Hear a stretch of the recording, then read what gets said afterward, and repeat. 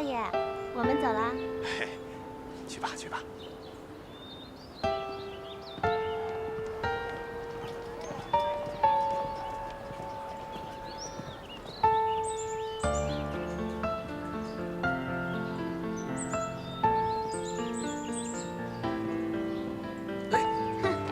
没事吧？小雅，咱俩的事儿，你是不是都跟别人说了呀？对呀。刚刚大爷跟你说什么了？你们那大爷跟我说，我要是有什么对不起小雅老师的地方，你们整个女子四中都跟我没完。你不能让全学校都知道这事儿啊！怎么啦？你是我的宝，那是宝总得在人前显一显吧？那也不用告诉所有人吧？你不好意思啦？这有什么不好意思的？我的阿土猪也会不好意思啦。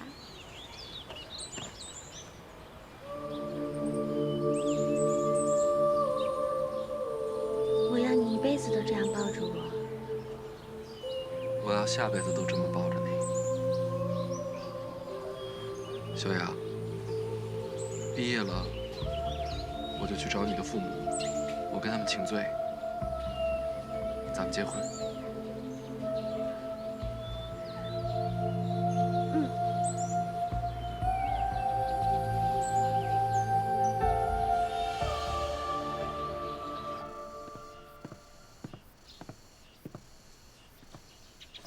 报告，进来。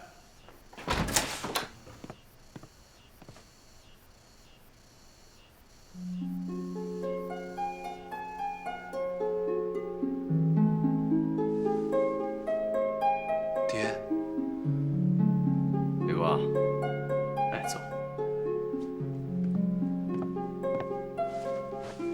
伟国，还记得3年前你们刚入学的时候，开学典礼上我为了一封信的事情大发雷霆吗？记得。那封信就是你父亲写来的。可当时老前辈在信中跟我说你是他的一个晚辈亲戚，还让我对你多多关照啊。我今天才知道啊，原来你就是老前辈的公子。张将军，这件事情瞒了你3年，实在对不住。当时犬子惹了大祸，上海滩的风声也很紧，所以今天才告诉你，实在抱歉。老前辈，您太客气了。这件事情后来我也有所耳闻。坦白地说，我认为魏国也没什么错，年轻人嘛，血气方刚不是坏事。啊，就当我不知道这件事情，您以后也不要再提了。魏国啊，当年周老先生那封信，我一直以为他所说的关照是让我对你特殊的照顾，可今天我才知道啊，老人家的意思是让我多多的磨练你。可没想到你小子还真有种啊，竟然把德国顾问团的总顾问塞克特上将也给俘虏了，人家可是前德国国防军的总司令啊。教学长，学生确实不知道塞克特上将也在那儿。走。误打误撞，倒是帮了我们学校的大忙。中德军事合作这么多年了，委员长早就有心思让我们中国军人到德国的军校去进修去学习，可屡次跟人德国的顾问团提出来，人家都婉言的给拒绝了。什么原因？人家德国人从骨子里就没看得起我们中国军人。但这次你们突袭了西军的指挥部，也彻底颠覆了塞克特将军对我们中国军人的看法。他特意提出来，让我们中国的军人到德国去进修去学习，点名提出来让你去。当得知塞克特上将主动提出来让中国军人到德国去学习的要求，委员长自然是喜出望外啊，而且立即提出来至少我们去50名军人的提议。但塞克特上将最终限定的名额只有20人。老前辈，这小子聪明啊，做事不拘一格，为我们中国军人争得了光。这这真是虎父无犬子啊！哪里？美国，不要因为演习当中获得了一点点成绩就飘飘然。你这无非是投机取巧，耍你那点小小的聪明。你想当军人，我也很欣慰。这条路是你自己选的。如果想当一个好的军人，那就要有过硬的本领。靠这些投机取巧和雕虫小技，那只能获得一时的成绩。要想一辈子都获得好的成绩，那就需要努力呀。罗翠佩，魏国在学校的各项素质测试，那都是顶尖的。他这几年的进步都在我眼睛里啊，您就放心吧。我告诉你，去德国一定要给我争光。你争光是争咱中国人的光，你丢脸也是丢中国人的脸。这个你应该懂的。是。哎呀，你也老大不小了，有些话我就不多说了。走之前去看看小雅。小雅，你跟小雅的事儿我都知道了。当初拒婚的是你，现在想跟人好的也是你。爹，你不用解释了，小雅是个好孩子，以后好好待人家。上次拒婚弄得人家不高兴，不过也没关系，大不了我再卖一下我这张老脸。爹，我不是想跟您解释，我就是想说，您要保重。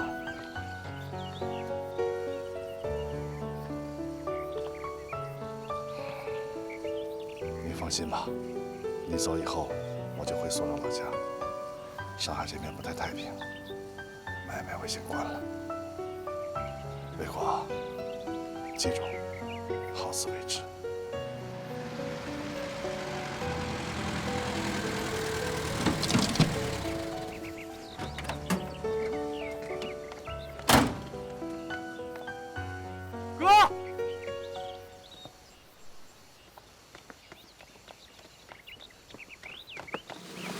哥，真精神啊！看你穿这身军装，我都想当兵了。来呗，先改个名字叫刘大正再说。好啊，不过我得先陪爹回苏州老家，等安顿好以后再说吧。小辉，我不在这些日子辛苦你了。你还跟我客气。刘大哥的消息没有啊？没有。走吧，别让爹等着。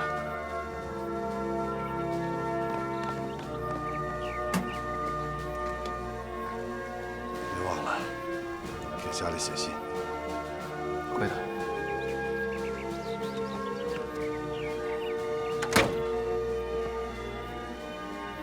哥，多保重，开慢点啊。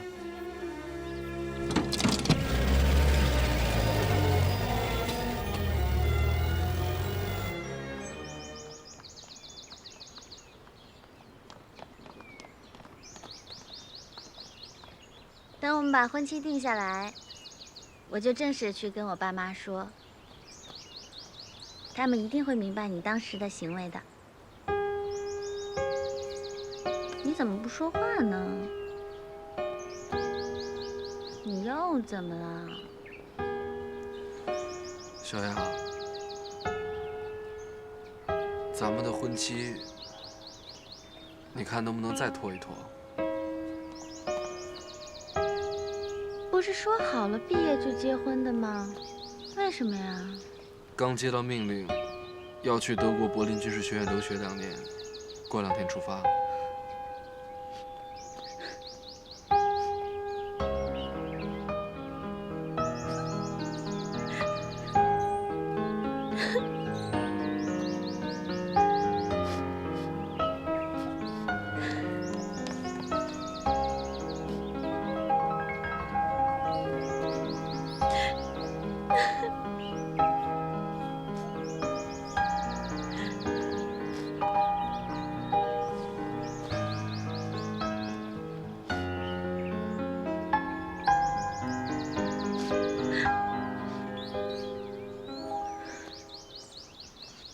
我知道去德国一直是你的理想，你去吧。那你呢？怎么？你担心你走了这2年我会嫁人吗？不是，你太不相信我了。不是，我就是觉得这样对你来说太不公平了。没有什么不公平的。我爱你，自然要为你着想。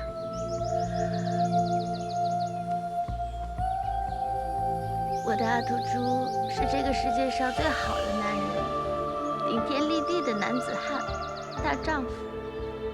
我不希望你不快乐，我也不希望你只能每天守在我的身边。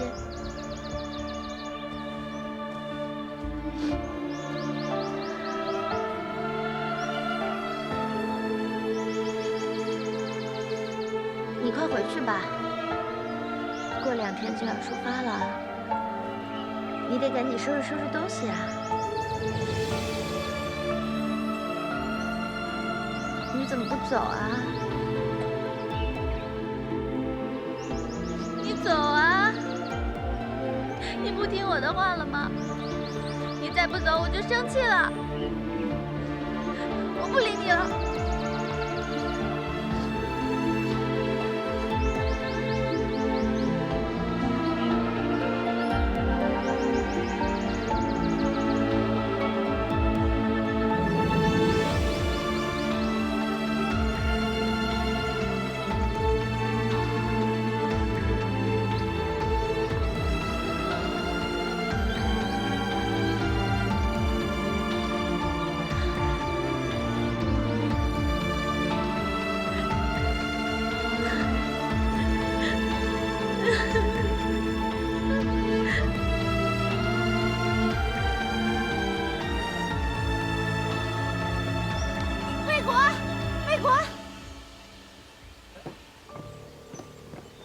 小雅，你怎么来了？我来送你。我不是不让你送吗？这么早，你还要上课呢。没事。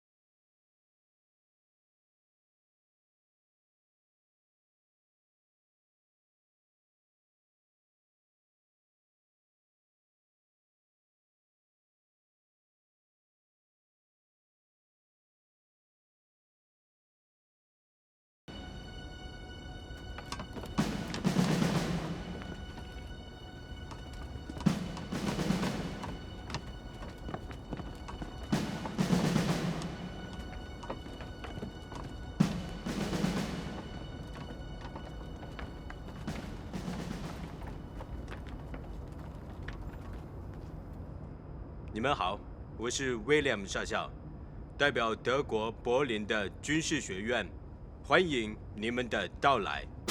你们是在德国第一批中国的留学生，我希望你们在德国的学习和生活快乐。我是柏林军事学院的联络官，今后的2年，我负责你们在德国的联络事宜。Ich verteidige alle Studenten. Ich danke Ihnen für Ihre Gastfreundschaft. Guten Tag. Gestatten Sie mir die Frage nach Ihrem Namen? 周卫国。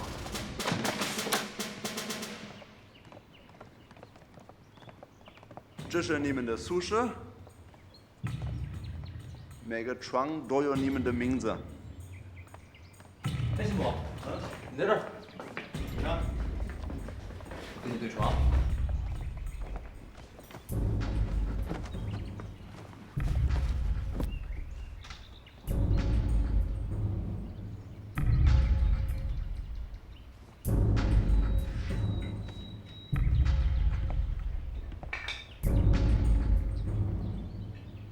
德国军服。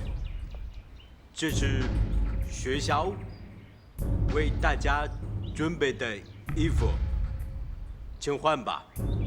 在德国的2年内，希望最好是你们都不穿中国的衣服。什么意思？我很抱歉，因为学校并不喜欢别的人知道有中国人在德国军校学习。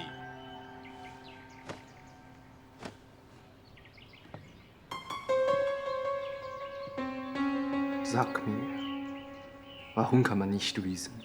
Es tut mir leid. Vielleicht will sich die Regierung noch über einige außenpolitische Themen Gedanken machen. Aber ich hoffe, dass er euren Landsleuten Ruhm und Ehre bereitet. 他说是政治问题。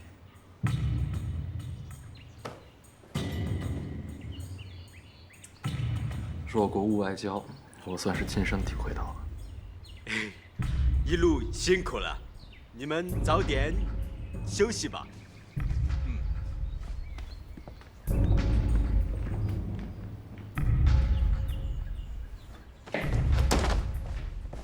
伟国，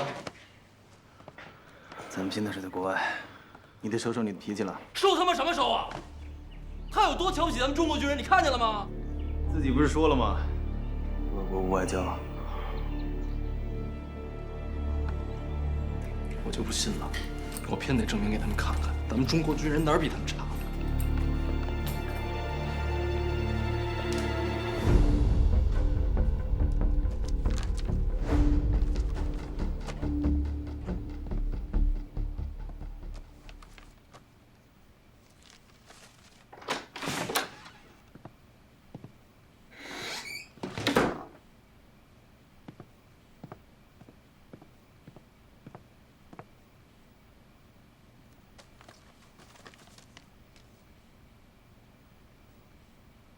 Excuse me.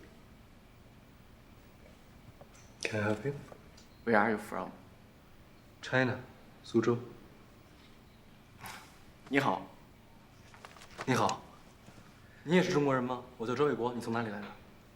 我叫楚夏俊，日本京都人，请多多关照。日本人。Ich glaube, wir sollen uns mit Deutsch sprechen. 我知道你对我的国家有敌视，我个人对此表示遗憾。Ich will nicht mit Japanisch sprechen.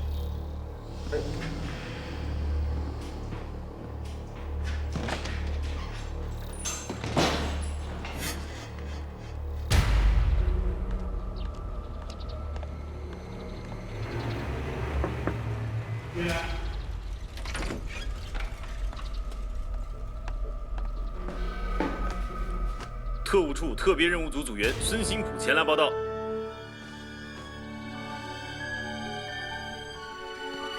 坐。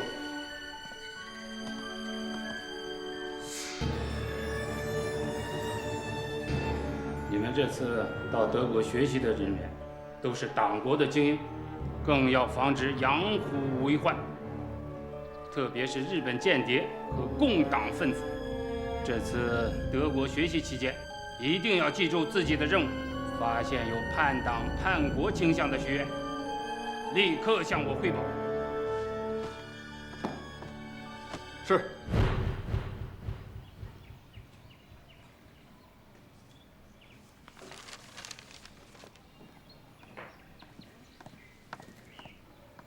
卫国，刚才不是去图书馆了吗？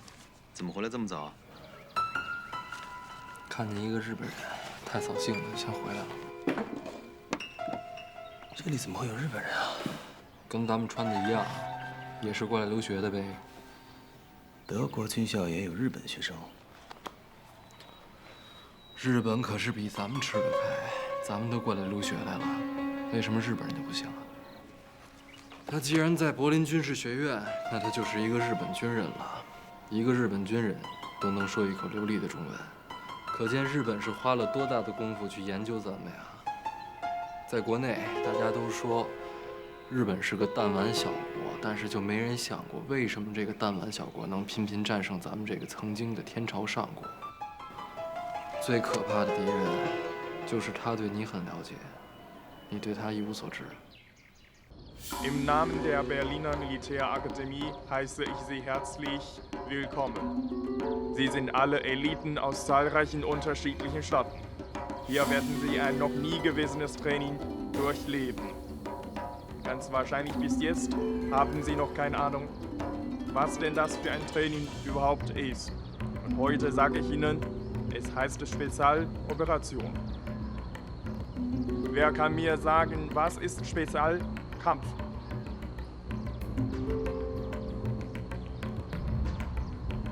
Und heute sage ich Ihnen durch einen ganz besonderen realen Kampf, was Spezial in der Tat ist. Haben Sie diese Fabrik vor Ihnen gesehen? In den folgenden Stunden werde ich mit Ihnen eine TQB durchführen. Die beide Seiten sind ich gegen Sie 40.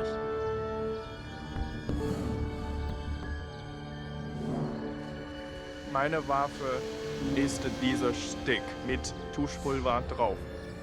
Wenn Sie davon betroffen sind, sind Sie gestorben. Gestorbene Menschen mischen aus der Fabrik.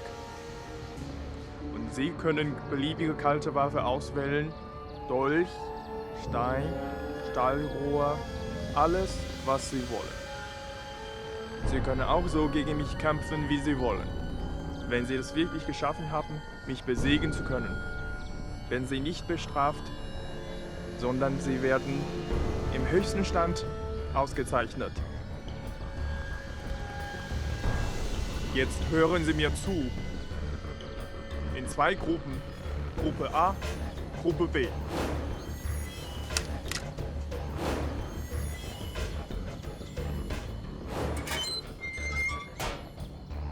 Gut, die Zeit ist um. Hören Sie zu. Die erste Gruppe, los!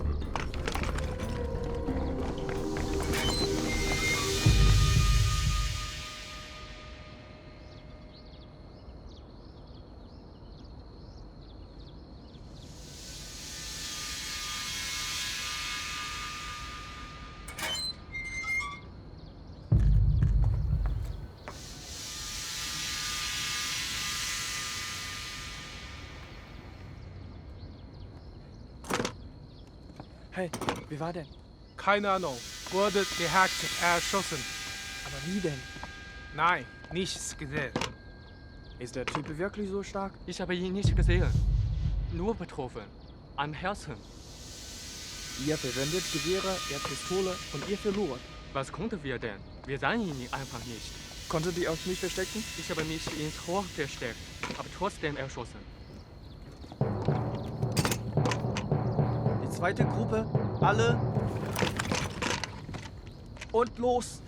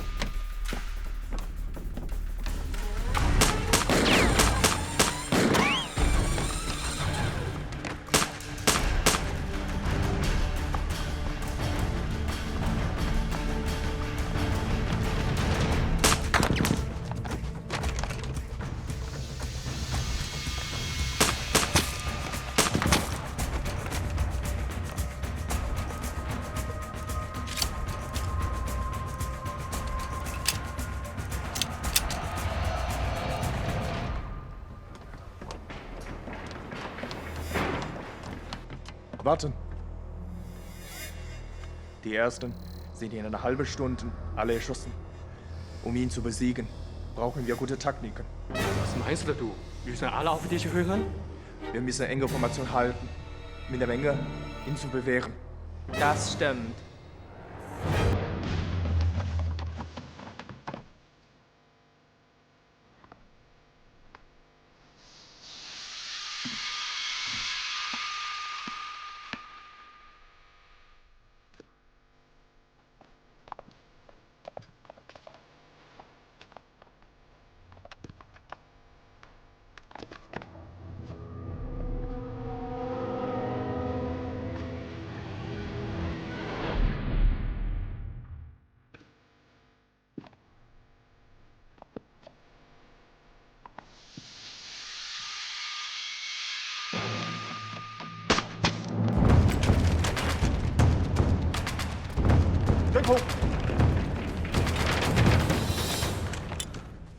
Was ist los?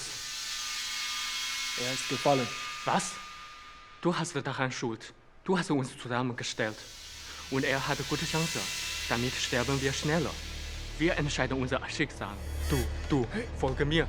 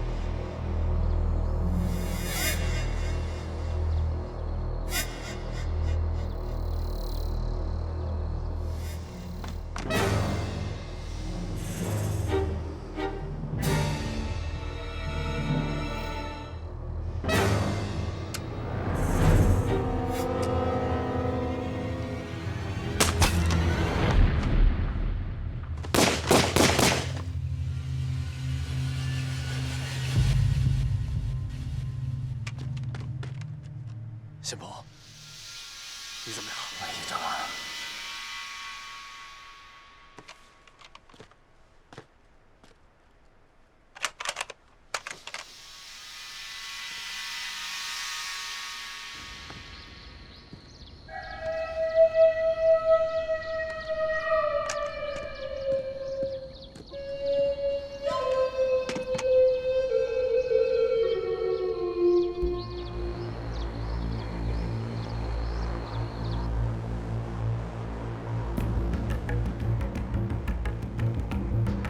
Oberst Hans, Spezialoperation.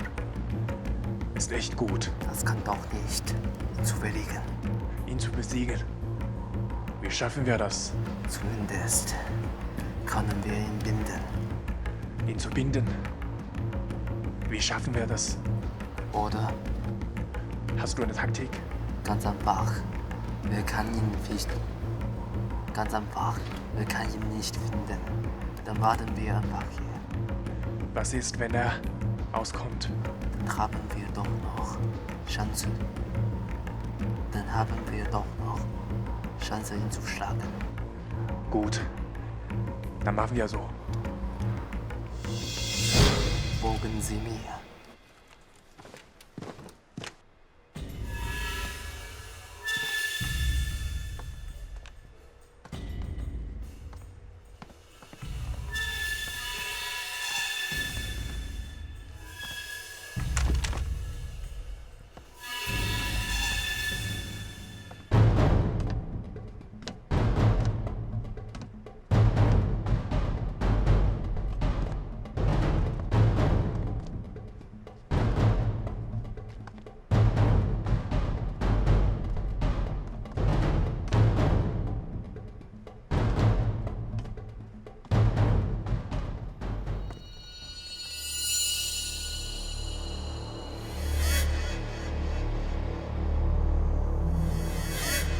eine lange Zeit her. Gibt es noch jemand, der noch drin ist? Ja, die zwei sind noch drin. Warum immer noch nicht? Sind sie Patienten? Oder ist etwas passiert? Der Oberste hat uns 38 in einer Stunde alle fertig gemacht. Gegen die beiden hat er über 2 Stunden benutzt. Was ist denn los?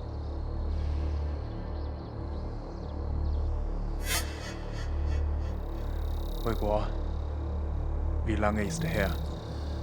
Fast 200 Minuten. Hast du keine Kondition? Wende dich an mich. Unmöglich. Okay. Dann lass uns mal sehen.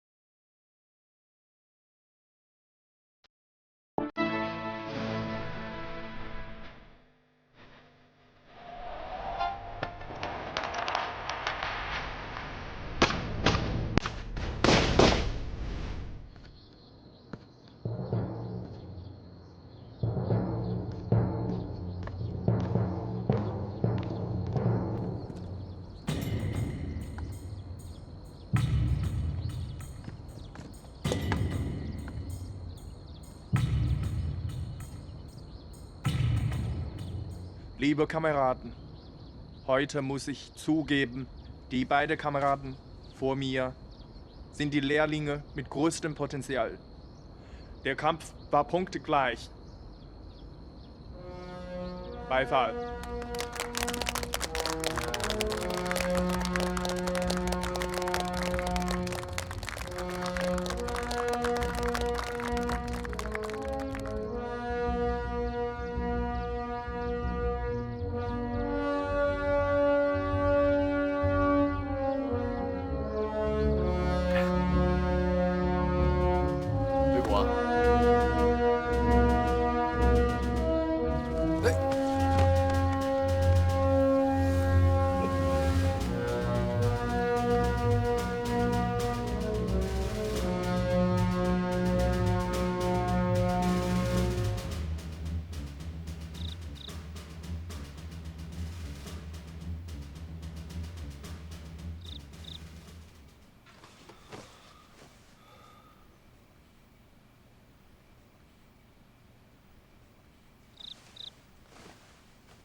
怎么了？睡不着啊？我在想朱夏俊呢。这个敌人太可怕了。是啊，可怕的敌人呐。我看中国和日本之间迟早会有一战。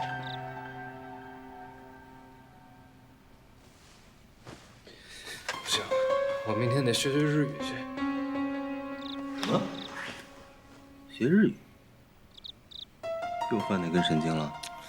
你就甭管我犯哪根神经了。你既然也说了，中国跟日本必有一战，我总得提前做点准备。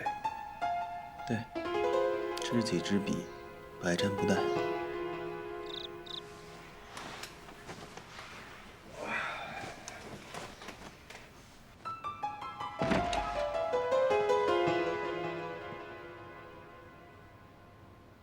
你好。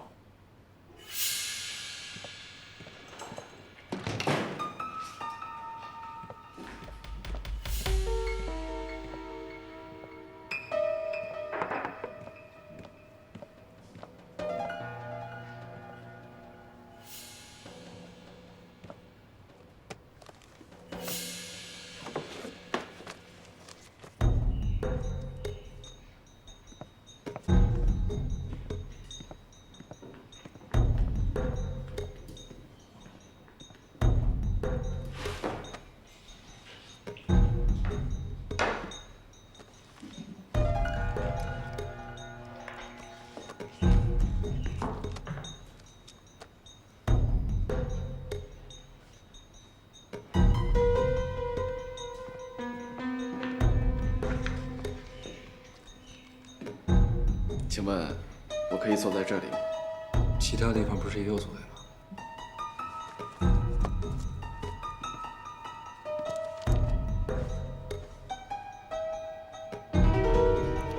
李果，我特别想和你成为朋友。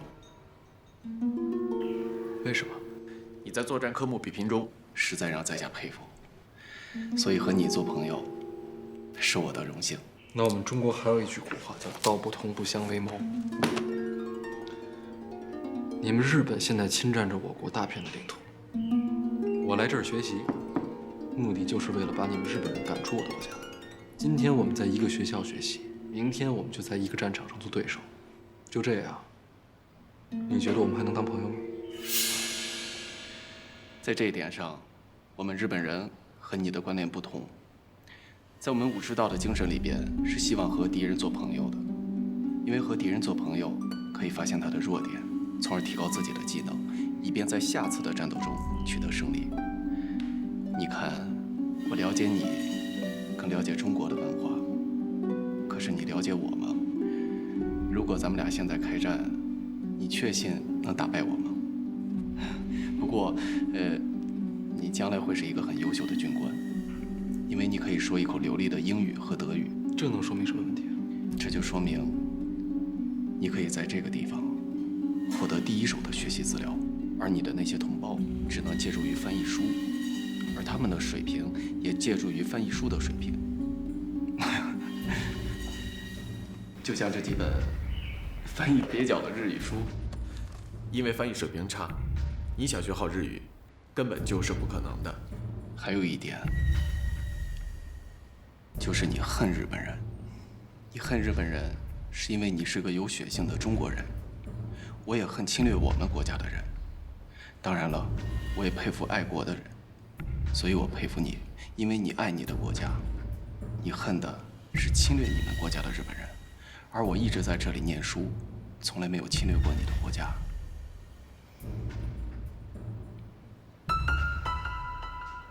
不错，我上的虽然是陆军军官学校，可是我考军校是为了保卫我的国家，而不是去侵略别人的国家。在这一点上，我想我们俩肯定是有共同点的吧？我是不是可以认为，从现在开始，咱们俩可以成为朋友了呢？我上的虽然是陆军军官学校，可是我考军校是为了保卫我的国家，而不是去侵略别人的国家。在这一点上，我想我们俩肯定是有共同点的吧？我是不是可以认为，从现在开始，咱们俩可以成为朋友了呢？作为朋友，我应该帮助你。这样吧，从现在开始，我来教你日语，怎么样？你为什么要这么做？你不一直都说我是你的敌人吗？就为了让我的敌人更强大些，这样我也不会寂寞。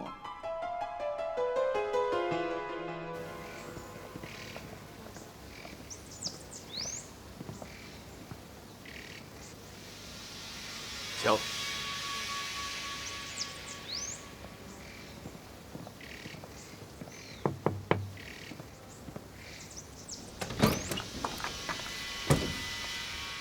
こちらは予知の少佐だ。今日は途上の感覚をしに来たんだ。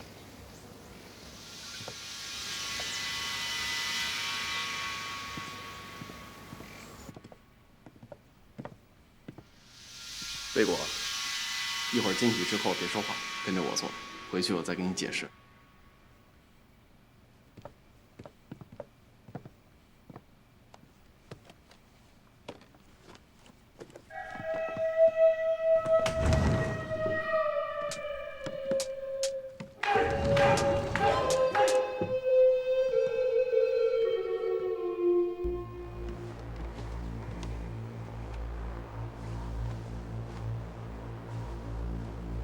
同級生、まだ信用でもある少佐だ。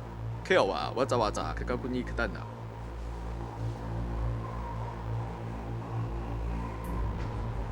気にしないで続けてください。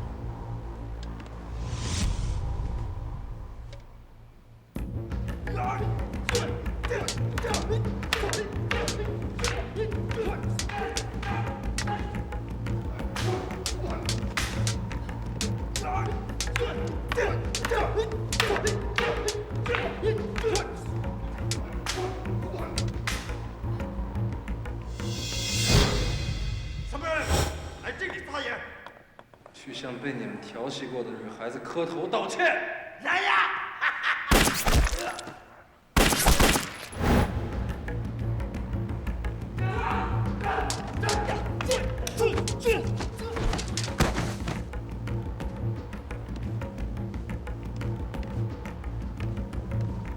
竹下君、せっかくだからぜひわしの弟子たちを指導してもらいたいな。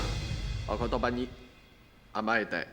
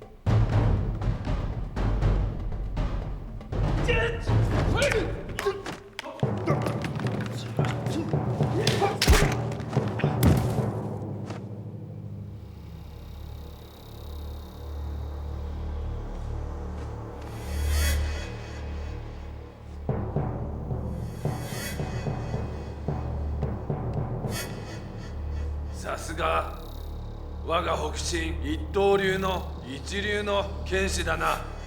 今日は勉強になったね。とんでもありません。師匠に3万円のことを常に伺われ、ベロについたらしっかり教えてもらうと言われたんですよ。いやいや、そんなことはないです。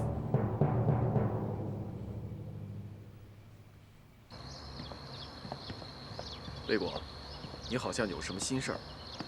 我有些问题想问你。你有什么疑问就请问吧。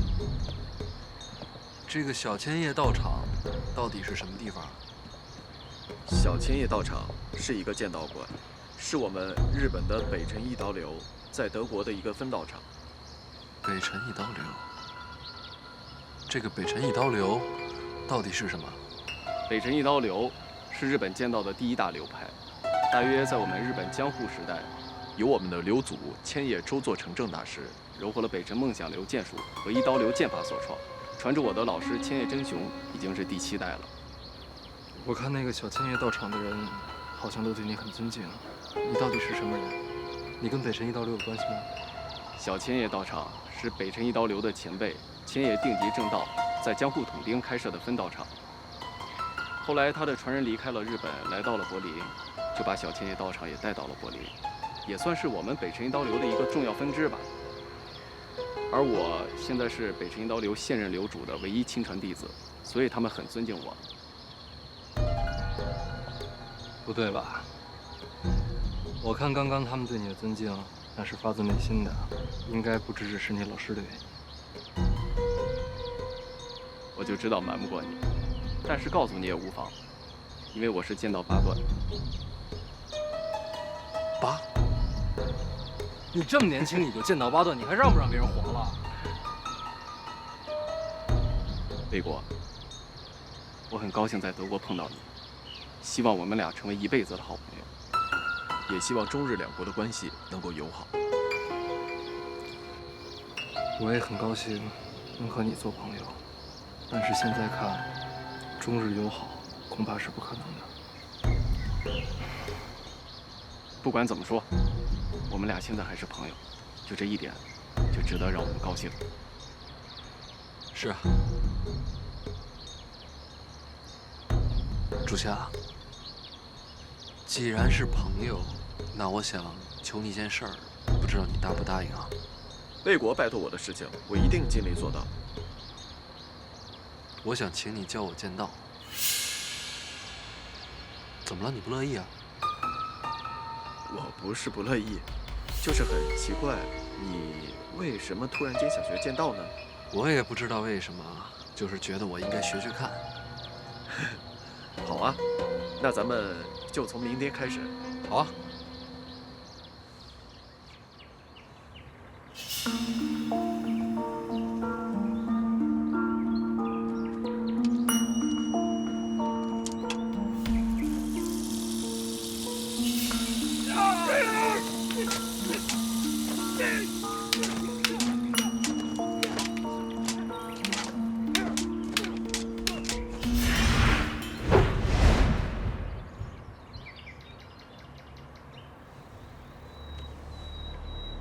A ココ、今日はもういいから。ダメ。君の役割だ。続けて。A ココ、もういい。調子が悪そうだね。心が静まらない。看个よく、逃げられないぞ。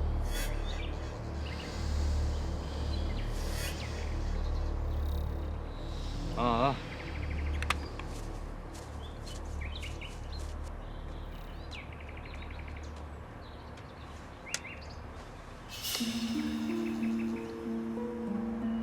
教えてくれてありがとう。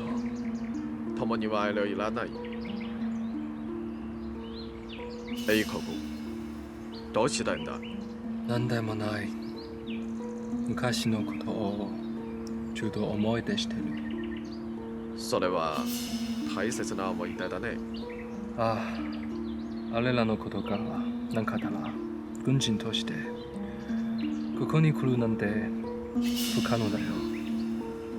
君も忘れもできない過去があるだろう。竹下、いずれ追い知れるよ。友達だから。ありがとな。残念ながら国内での今日はついにここまで届いた。A ココ、これからおそらく君も中国人の身分でここに来られないのだ。山雨来た乱闘をして風の荷物。これからも親友でいてほしい。ずっと親友やんか。その訛り手は京都の出身ですね。中国人です。その京都弁は私よりずっといいですね。ごゆっくり。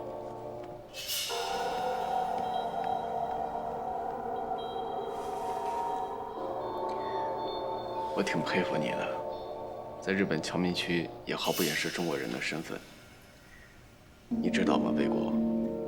要是你刚才说你自己是京都人的话，这个女人就是你的了。朱夏，在下有婚约在身，我来这里学习，就是为了保家卫国，保护她能过上安逸的日子。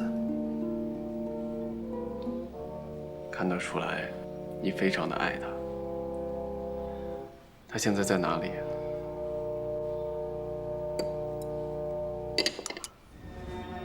南京。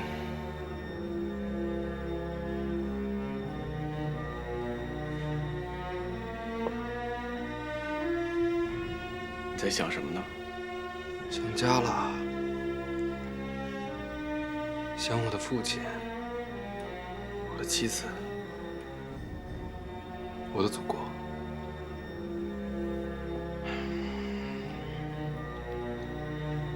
我也想家，像京都的樱花，像我的师傅。来，准备，来。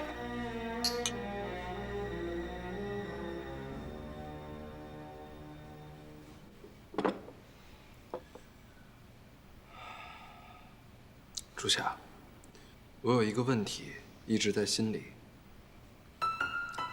我想知道答案。请讲。为什么要帮我？你想听实话吗？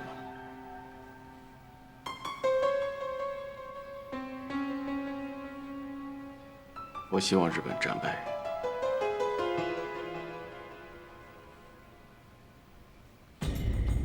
为什么？因为中国就是一头沉睡的雄狮。日本想战败中国，简直就是痴人说梦。选择中国作为敌人，太幼稚了。你这话什么意思？选择中国的结果，只能是完全融于中国的5000年文明。所以我告诉你，中国不是任何一个国家可以战胜的。你可是个日本人，为什么会这么想？正因为我是个日本人，所以我才不希望自己的国家灭亡。但是，中日之间迟早必有一战。少なくとも今夜まで友達だろ？そうだろうな。戦争がないならどんなにいいか。さあ。1937年7月7日，驻华日军悍然发动77事变，抗日战争全面爆发。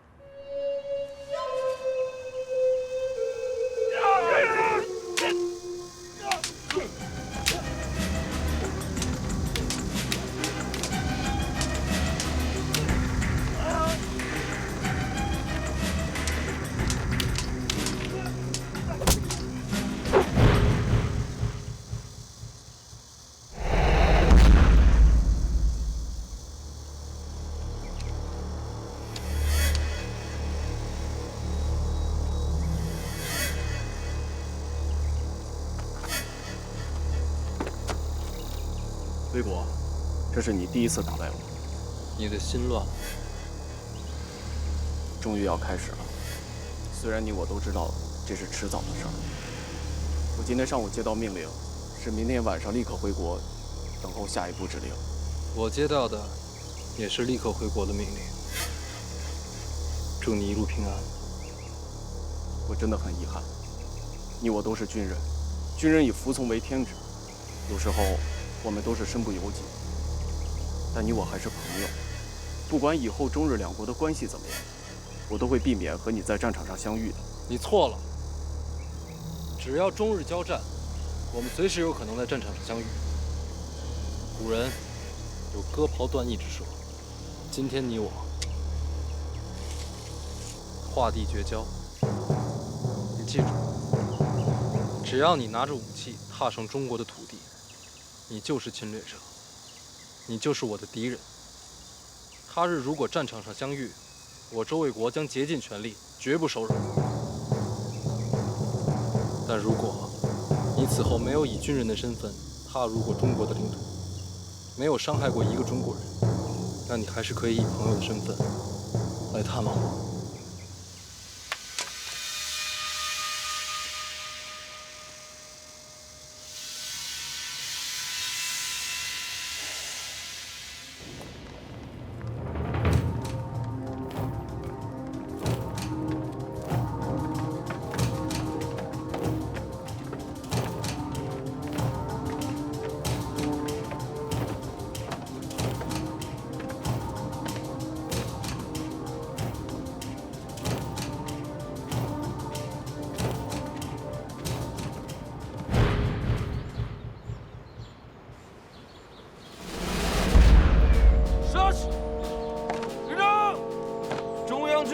第9期全体赴德国柏林军事学院，学员总有向祖国战擂。授予周卫国、孙新普国民革命军少校军衔，委任周卫国为国民革命军87师522团3营营长，委任孙新普为国民革命军87师7洞6团2营营长。2天后赴方山基地报到。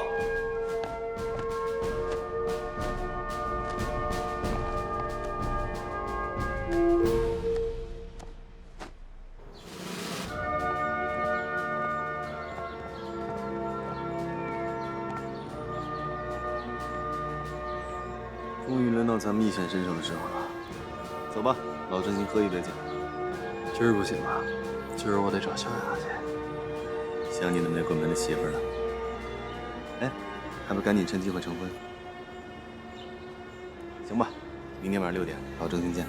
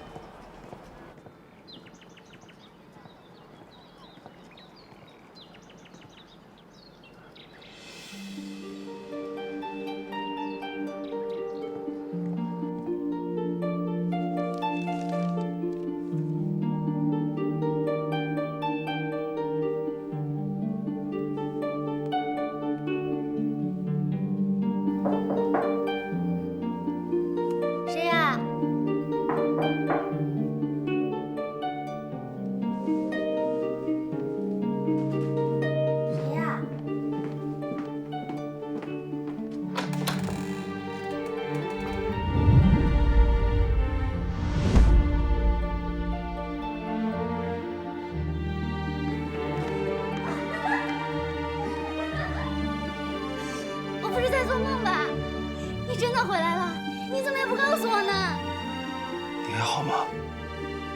我挺好的，我就是想你。我也想你。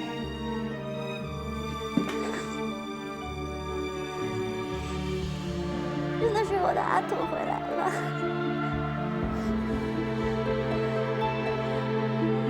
小雅，怎么瘦了？你才瘦了呢。哎，你吃饭了吗？我去给你做饭吧。孙大哥，瞧把你乐的，看着我弟兄嘴就没合上过吧？快坐。新普，你看谁来了？谁呀？刘远。新普，见到你真好，快坐吧。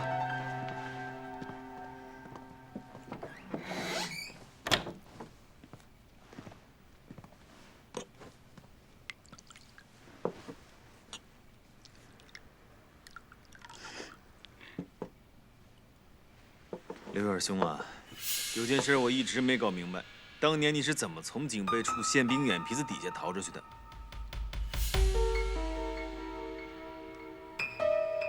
好你个周卫国，咱们军校恐怕只有你小子能干出这样的事儿来。这话我爱听。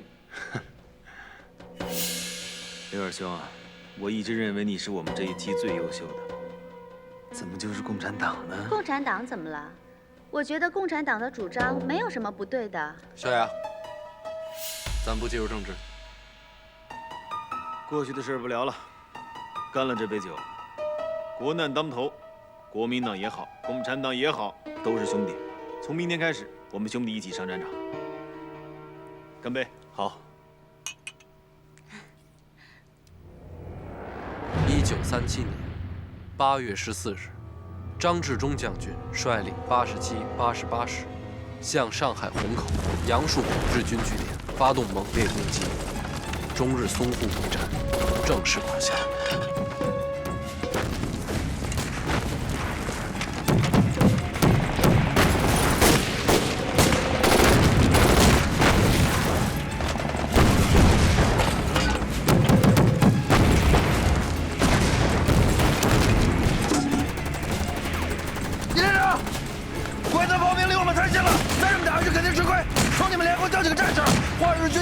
我亲自站队突袭。是，跟我走。二连，作为预备队隐蔽待命，一连发动进攻。地图。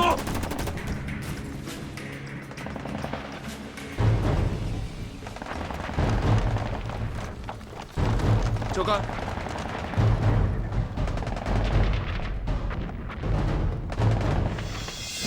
靠来！不用交给。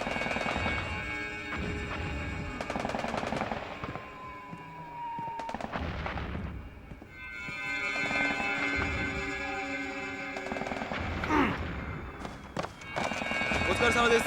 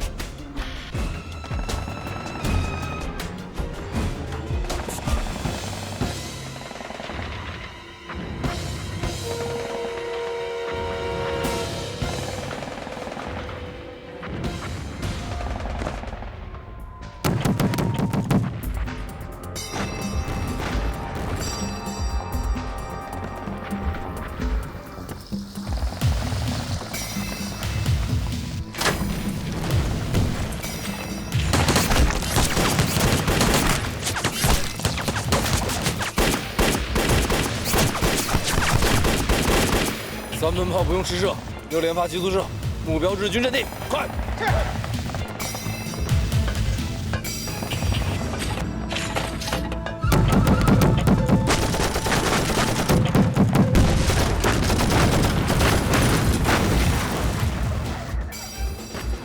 好，2门炮分解带走，其他的慢上轨来，快！是。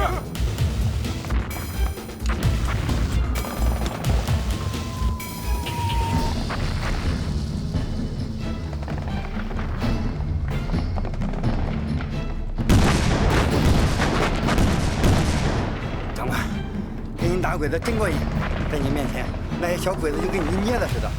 长官，有我这条命就是你的了。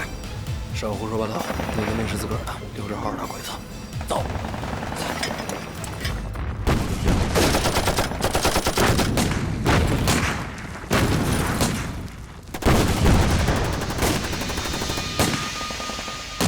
报告，2-1的营长在听取前方战士汇报时，不幸被敌方射来的子弹击中头部阵亡。司令命，通知上级，敌有狙击手。是。命令：1，任何人员不得将身体的任何部分伸出战壕外；2，所有军官不得佩戴军衔标志；3，所有士兵见到长官不得敬礼；4，士兵不得围在长官身边；5，严禁在防炮工事之外的阵地生火、吸烟。是。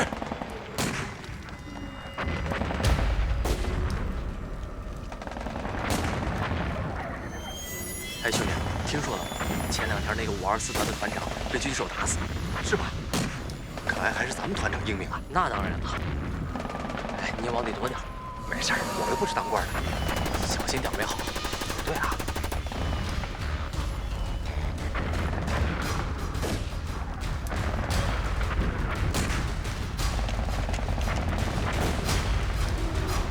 趴下！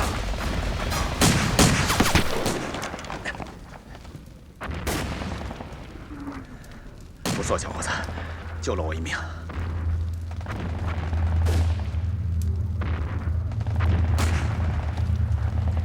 你是周卫国？教队长好，87师261旅522团代理副团长周卫国向您报道。跟我就不用客套了。你说，你怎么知道鬼子会向我开枪射击呢？鬼子有狙击手。专门针对咱们的军官和炮兵测量员。前一阵我们部队准备不足，已经吃了大亏了。您穿着将军服在战场上，当然招狙击手了。你是说我太招摇了？我哪敢啊！我没怪你，好样的，都是好样的。教队长，鬼子发现了您又一击不中，肯定会呼叫炮火的，请您跟着我，立刻躲进防空洞。你说的对，走。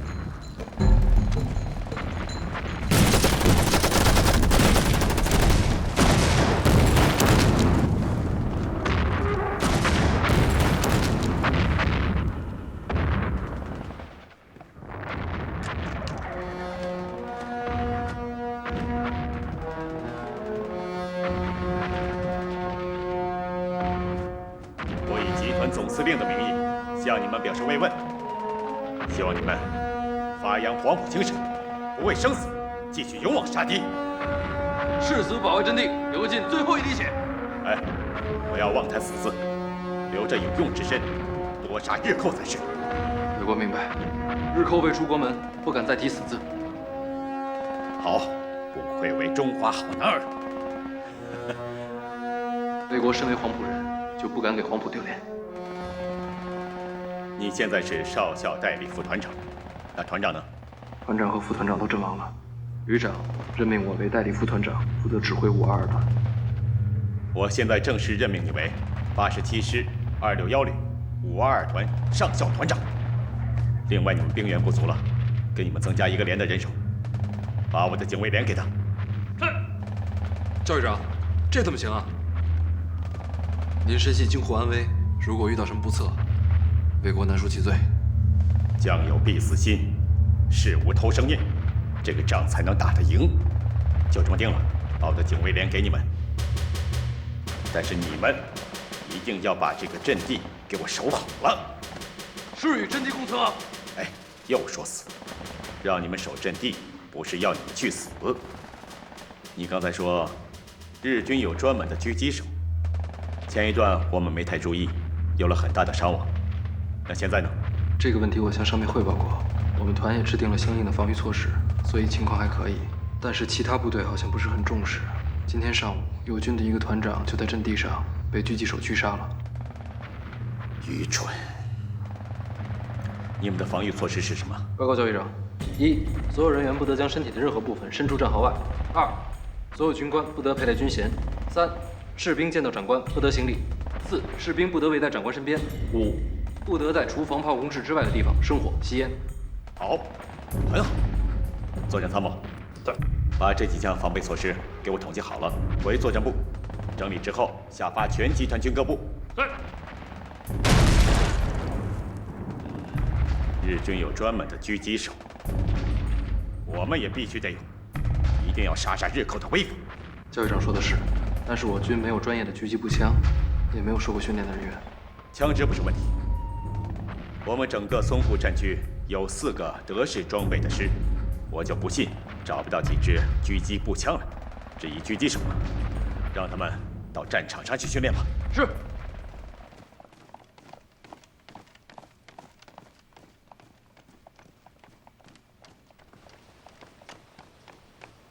报告，所有人员已撤离完毕。撤。是。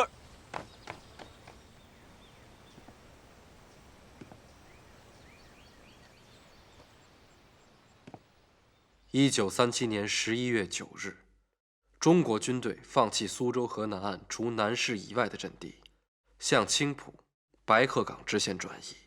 11月12日，上海市长于鸿钧发表告示民书，沉痛宣告上海沦陷。同日，522团残部改为独立营，受命担任第9集团军后卫营，掩护全军后撤。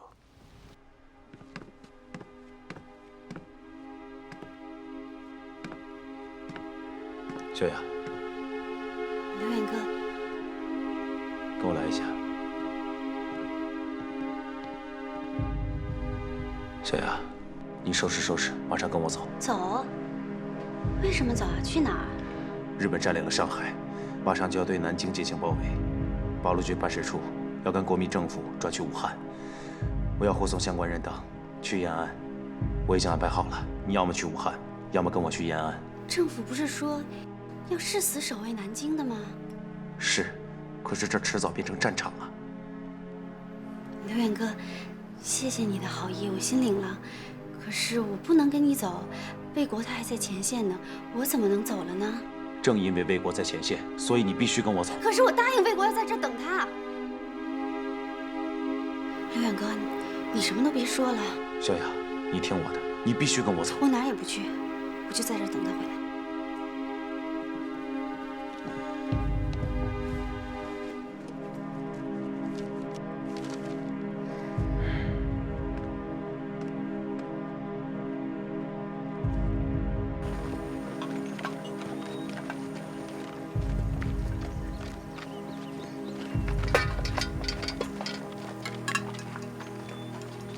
这还叫撤退？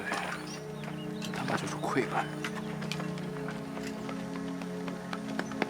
报告，追击的日本鬼子已经距离我们不到半个小时的路程。多少人？大概有100多人。他妈的，100多个人敢追着我几万人的部队走！给连长，到集合部队就地上去。是。我们看看中央军怎么打仗。快走！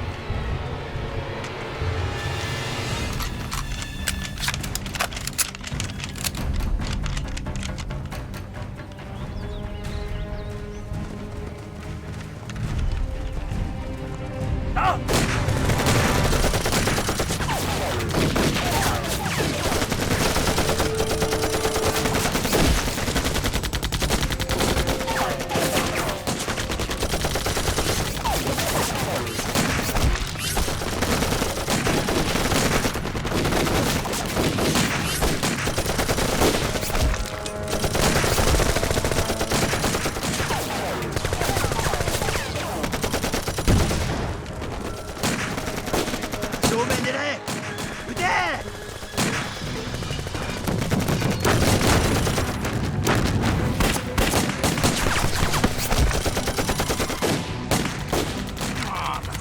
还他妈敢还手了！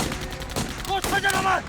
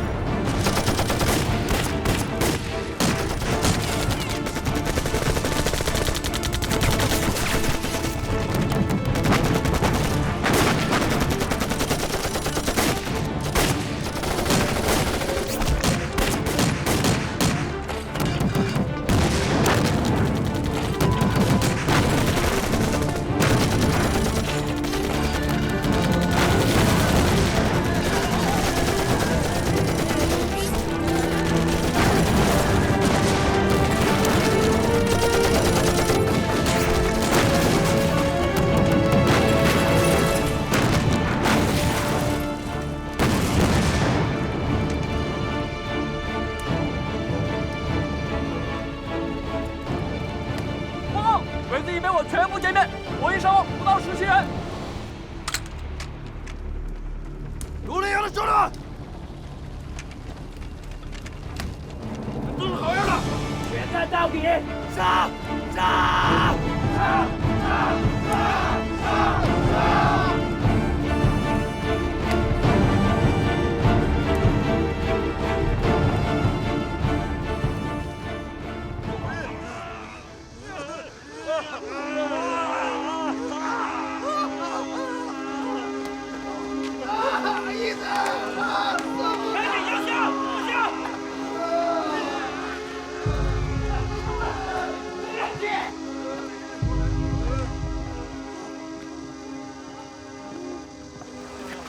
部队在昆山稍作休整，寻找第9次全军的部队。是。团长，喝水。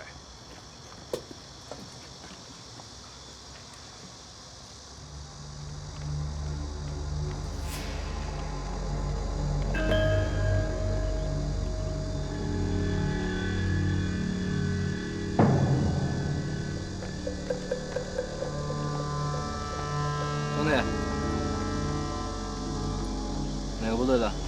我们是81师的。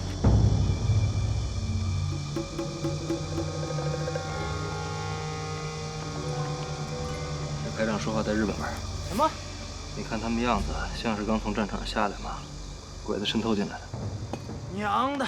跟我上去，没了他们。是。快！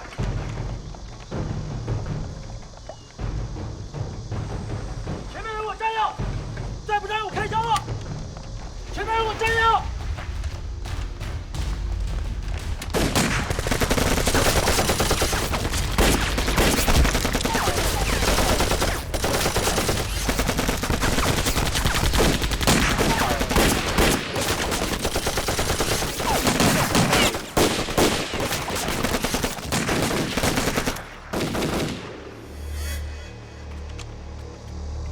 把他给我抓了！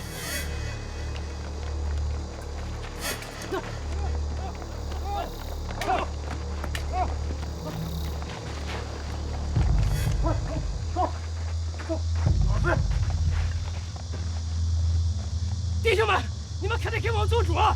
我们的牌撤退到这里，也不知道是怎么得罪了他们，他们把我给围了起来，还杀死了这么多弟兄，他们这是仗着他们是中央军，欺负着我们地方军啊！弟兄们，兄弟们听我说，我们是87师独立营的，这些人是鬼子渗透进来的部队。去个人，把死了的鬼子衣服扒了。弟兄们，他们欺人太甚！你。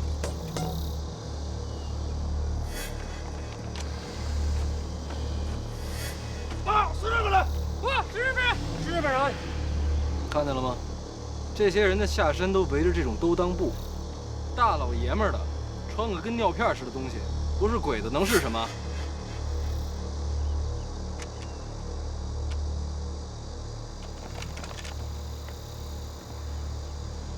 怎么着？要不要把你裤子也脱了？跪下！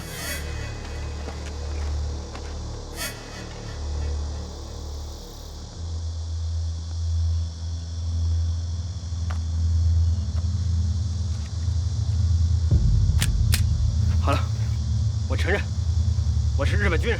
把枪放下。根据关于战俘待遇之日内瓦公约，我们现在已经是战俘了，你们要给予我们人道的待遇，不得基于任何原因或标准进行歧视，不得杀戮、残害、虐待和实行酷刑，不得将我们拘押于生命安全缺乏保障的地带，不得将我们作为人质，不得损害我们个人的尊严，包括受到窘下和百姓后期的烦扰，特别是不能对我们进行侮辱和降低身份，不得作为报复的对象，不得因个人行为受到极低惩罚。战争停止后，不得拖延释放。可以啊，背得挺熟啊。放心，我们会遵守关于战俘待遇之日内瓦公约的。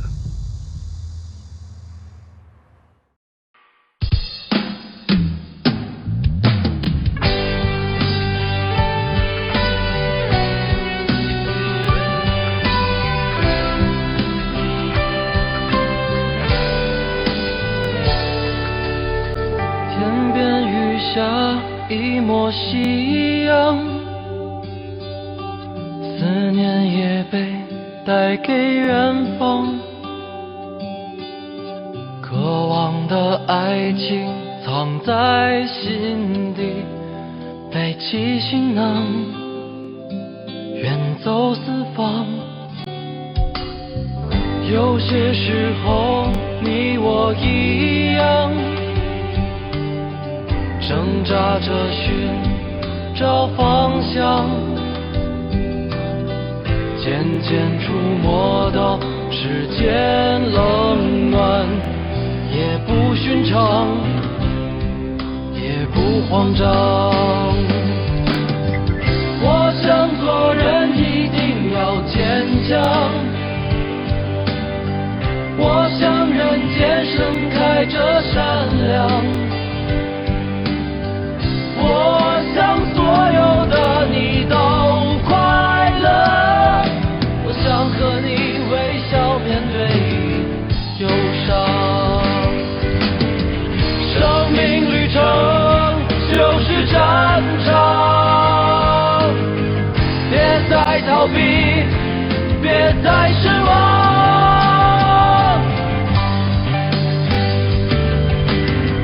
我想做人要坚强，我想人间盛开着善良，我想所有的你都快乐，我想和你微笑面对